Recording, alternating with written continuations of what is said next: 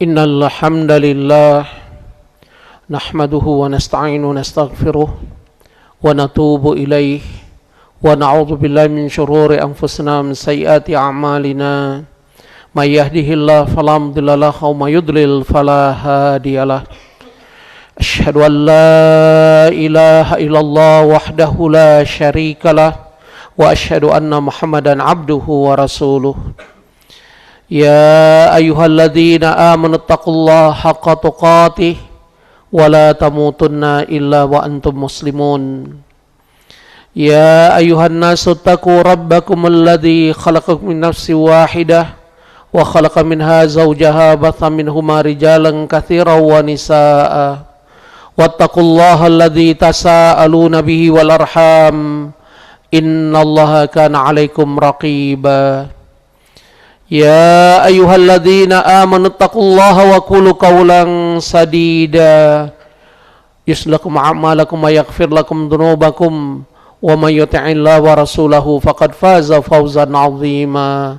Amma ba'd, inna asdaqal hadis kitabullah wa khairul huda huda Muhammad sallallahu alaihi wasallam wa syarrul umuri muhdatsatuha wa kullu muhdatsatin bid'ah wa kullu bid'atin dhalalah wa kullu dhalalatin finnar. Ma'asyiral muslimin, jamaah salat Jumat rahimani wa rahimakumullah.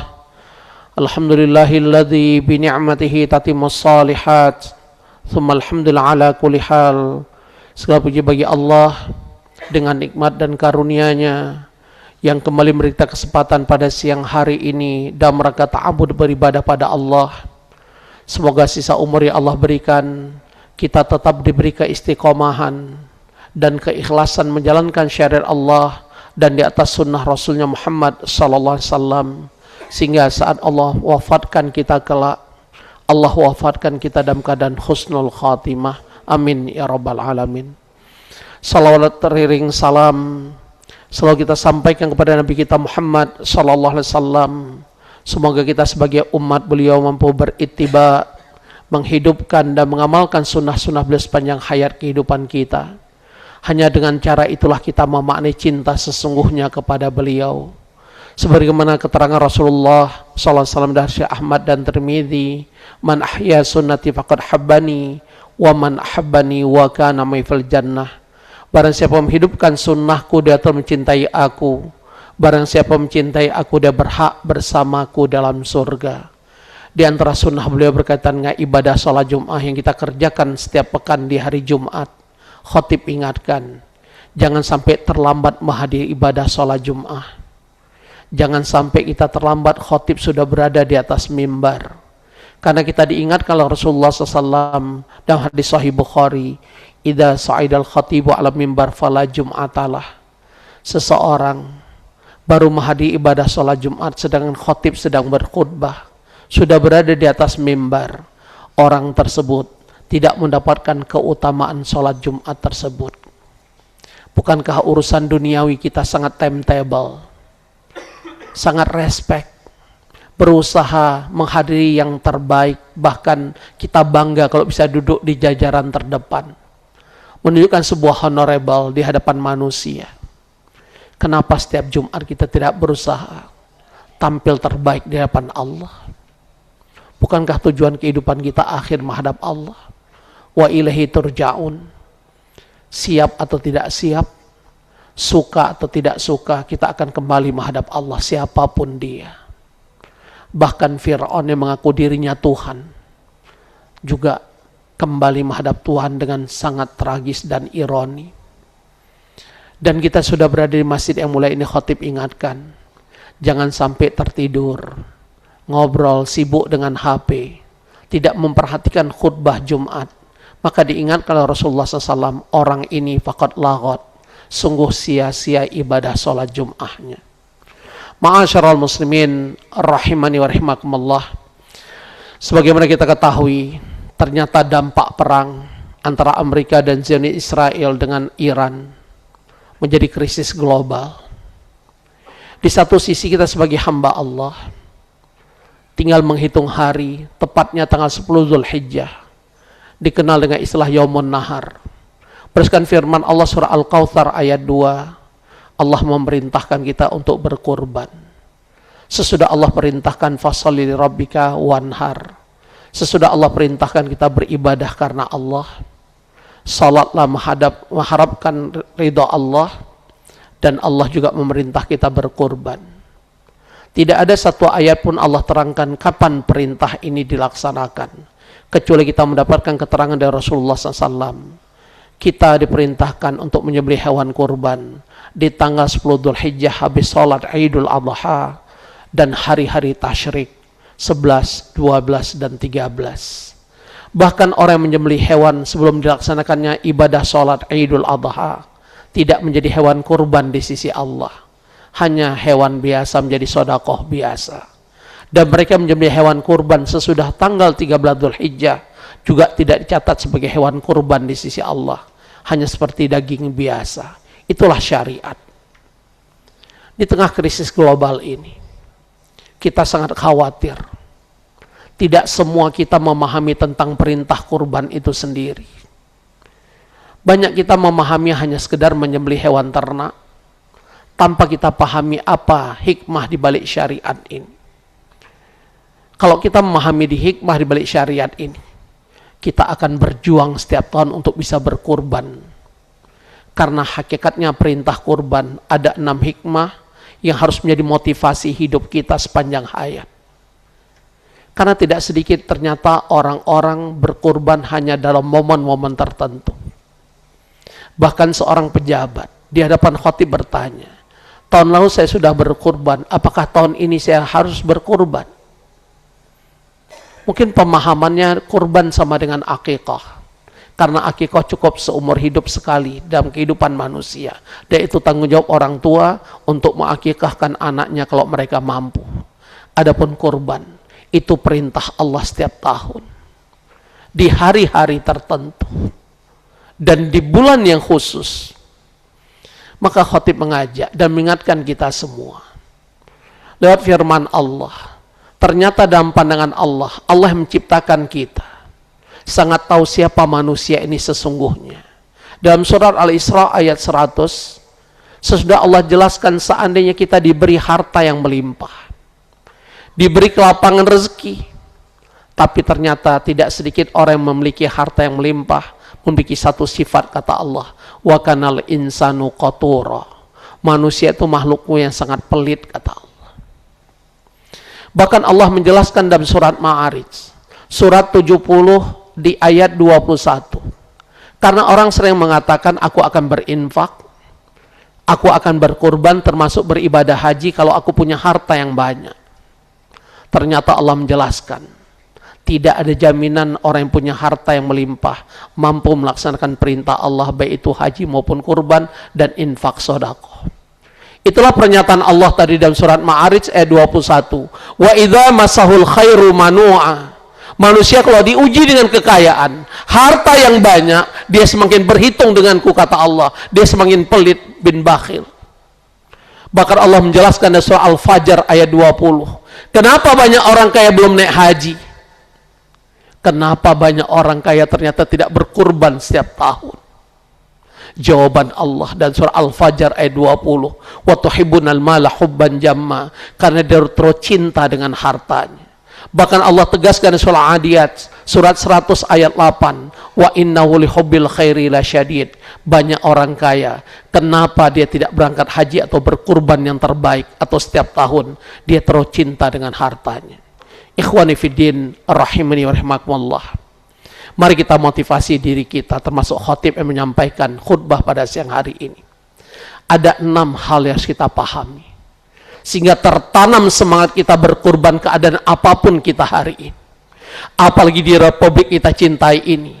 Beberapa tahun lalu Allah memberi sebuah contoh. Seorang pemulung sampah di Jakarta tinggal di kolong jembatan. Dia berkurban seekor sapi. Dia giring hewan kurbannya ke Masjid Istiqlal. Pernah dengarkah berita ini? Beberapa tahun kemudian seorang nenek di Mataram, NTB, Nusa Tenggara Barat, tinggal di emperan toko-toko orang, dia berkurban seekor sapi. Terlepas mereka nabungnya sekian tahun, wajar tukang sampah profesi. Maka hikmah yang pertama, hanya orang-orang yang pandai bersyukur, kata Allah, yang punya semangat dan spirit berkorban sepanjang hayatnya.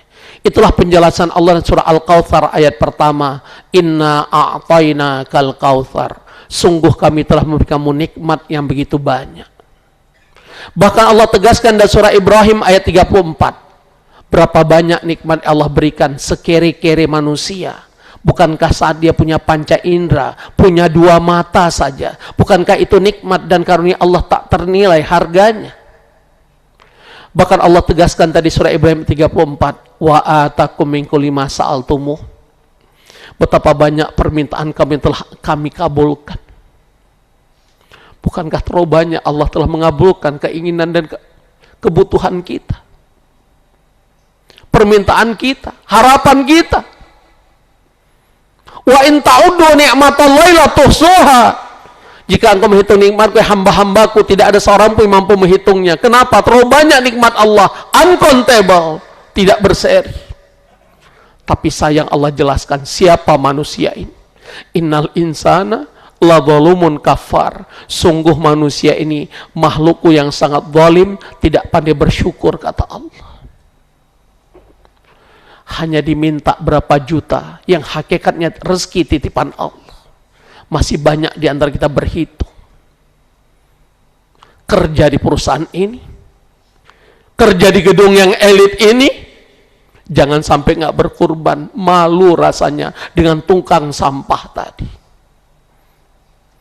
Yang kedua, pahamilah, hanya orang-orang yang tertanam keimanan yang kuat, apapun perintah Allah dan Rasulnya, hanya satu jawaban mereka, sami'na wa ata'na, kami dengar, kami laksanakan. Bukan kami dengar, kami lihat dulu rekening kami.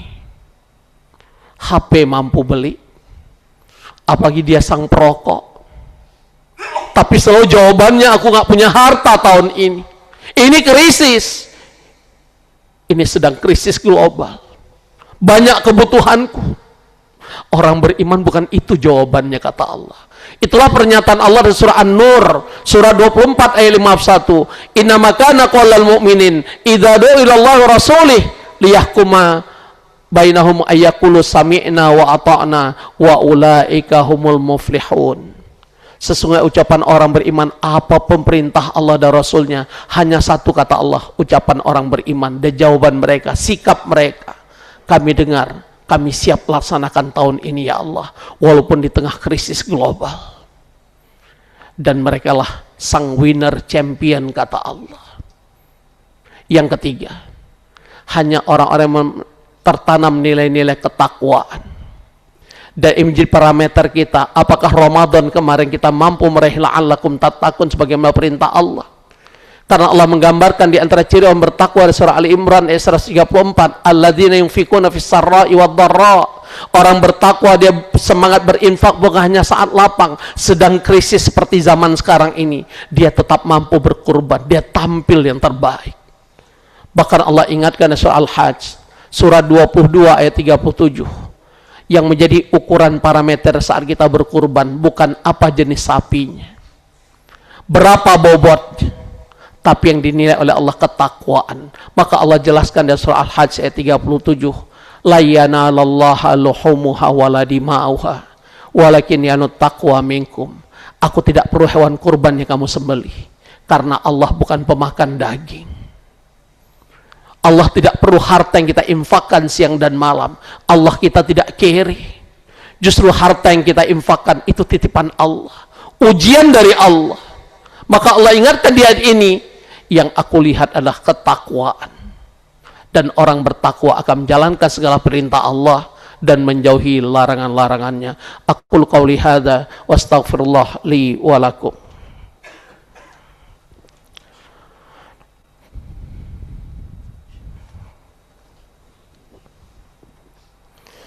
Alhamdulillahirabbil alamin.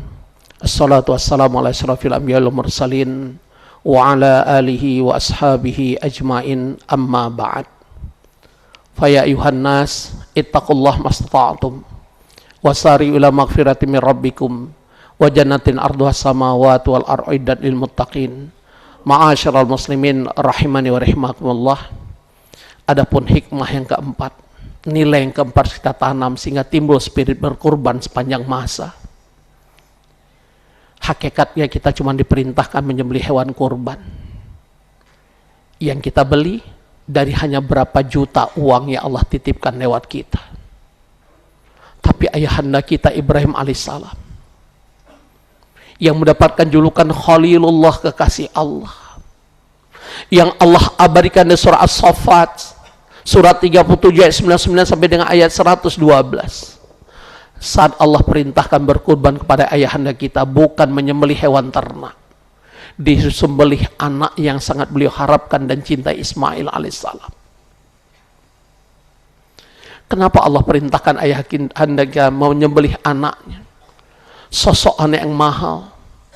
Fabasyaru bi ghulamin halim. Saat Allah beri kabar gembira pada ayahanda kita Ibrahim alaihissalam mendapatkan seorang anak yang halim, yang lembut, yang cerdas, yang taat, bahkan akan menjadi seorang rasul utusan Allah di muka bumi. Justru itu yang Allah perintahkan sembelih, karena anak simbol kecintaan manusia di tengah kehidupan kita. Mana yang lebih kita cintai, kehilangan harta atau kehilangan anak? Hari ini Allah cuma minta kita sekian juta untuk menyembelih hewan kurban, bukan diminta anak. Bukankah untuk anak apapun kita siap korbankan? Mana bahasa menjual ini demi aku bisa melaksanakan perintah engkau ya Allah, tapi coba demi anak. Bahkan KPK mengatakan tidak sedikit pejabat terjebak kasus korupsi karena pengaruh keluarga, khususnya sang anak. Pemimpin tiba-tiba menjadi diktator saat anak-anak mereka mulai besar. Dan republik ini pernah dapat pelajaran. Anak simbol kecintaan. Hari ini Allah mengajarkan kita sejauh mana kita mau menyembelih kecintaan duniawi kita hanya lewat menyembelih hewan ternak yang nilainya nggak seberapa dibanding nilai seorang anak. Berikutnya saudaraku, sejarah mencatat Qabil dan Habil adalah perintah kurban pertama dua orang anak Adam yang Allah abadikan dalam surat Al-Ma'idah ayat 27. Ternyata dua orang anak Adam berkurban, Qabil berkurban, Habil juga berkurban. Berarti kalau ada di antara kita tidak kurban tahun ini, kelompok mana kita? Ada istilah Gen Z, kelompok Kobal Kabil. Si Qabil tidak, si Habil tidak. Tapi juga Allah abadikan di surah Al-Ma'idah ayat 27. Ternyata kurbannya Qabil tidak diterima oleh Allah, sedangkan sorenya Habil Allah terima. Pertanyaannya apa masalahnya? Pada Qabil sudah berkurban. Jawaban Allah dalam surat Al-Baqarah di ayat 267. Ternyata berinfak termasuk berkurban. Bukan sekedar kita berkurban atau berinfak, tapi Allah harapkan kita memberi yang terbaik yang kita miliki. Karena arti ikhlas versinya Allah. Allah sebutkan dalam surah Ali Imran ayat 92, "Lan tanalul birra hatta tunfiqu mimma tuhibbun wa ma tunfiqu min syai'in fa innallaha bi alim." Ternyata mana ikhlas di sisi Allah, beri yang terbaik, bukan yang minimalis. Maka kurban Qabil Allah tolak karena Qabil tidak memberi yang terbaik seperti saudaranya Habil.